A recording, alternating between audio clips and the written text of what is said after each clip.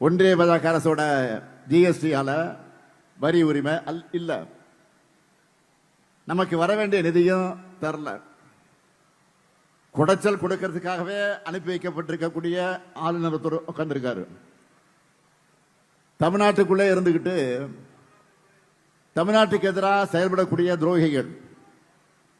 துரோகிகளுக்கு அடிமை சாசனம் எழுதி தந்து சரணாகதி அடைந்த அடிமைகள்னு அத்தனை சவால்களை முறியடிச்சு நாம் முன்னேறி இருக்கிறோம். இதுதான் திராவிட மாடல். இந்த வளர்ச்சி தான் பலருடைய கண்களை கூச செய்யுது, வயிறு எரியுது. அதனாலதான் எப்படியாவது தமிழ்நாட்டுக்கு அவப்பெயரை ஏற்படுத்தணும்னு பார்க்கிறாங்க. பொறுப்புள்ள ஒன்றிய அமைச்சர், பொறுப்புகள் இருக்கிறவங்க கூட அத்தனை வெறுப்புணர்ச்சியை பரப்புறாங்க.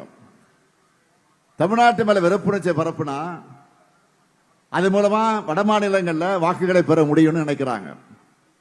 ஆனா அவங்க நினைக்கிறது நடக்க மாட்டேங்குது. அதற்கு பதிலாக என்ன நடக்குது? தமிழ்நாட்டை பத்தி இப்படி பேசுறாங்கன்னு வட மாநில யூடியூபர்கள் தேடி பார்த்து தமிழ்நாட்டோட தனித்தன்மையை, சாதனை திட்டங்களை, பொருளாதார வளர்ச்சியை தெரிஞ்சுக்கிட்டு நமக்கு ஆதரவா வீடியோக்களை போட ஆரம்பிச்சுட்டாங்க.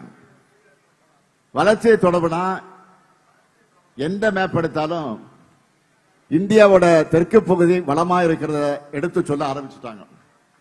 பிளே ஸ்டோர் மற்றும் ஆப் ஸ்டோரில் இருந்து பாலிமர் செயலியை QR கோடு மூலம் பதிவிறக்கம் செய்யுங்கள். செய்திகளை உடனுக்குடன் பெறுங்கள்.